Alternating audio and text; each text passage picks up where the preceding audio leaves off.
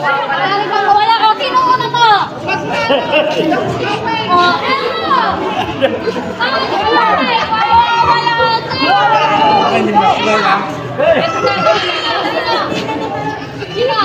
Kilala pa eh.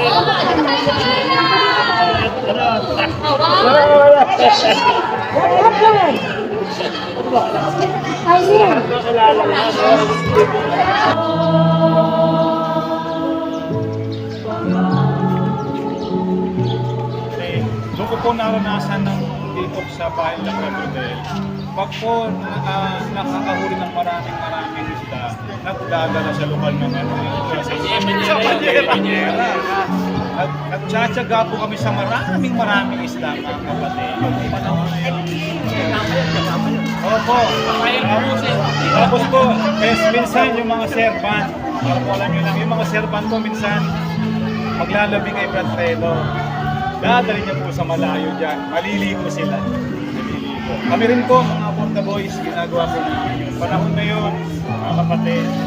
Kaya po, awa po ng Panginoon, yung Brad Fredo, nakakatulong po natin sa gawa.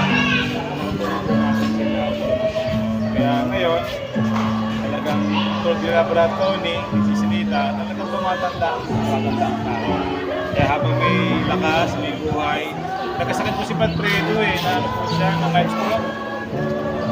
Na-stroke po kasi siya, kaya naapektuhan po yung kanyang memory. Naapektuhan po. Sabi niya, yung tong signal niya, nawawala-wala.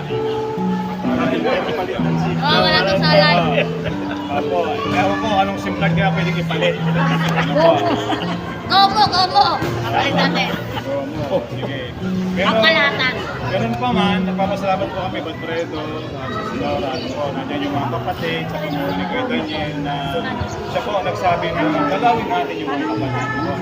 Wala man tayo sinisino kung sino yung mga dadalawin, pero siyempre, kayo po yung isang mga priority.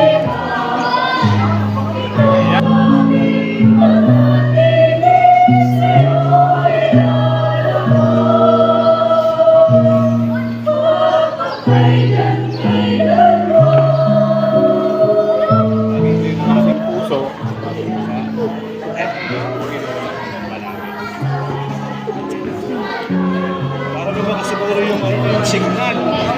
Kailangan eh, ano? Yung ano, dapat meron tayo.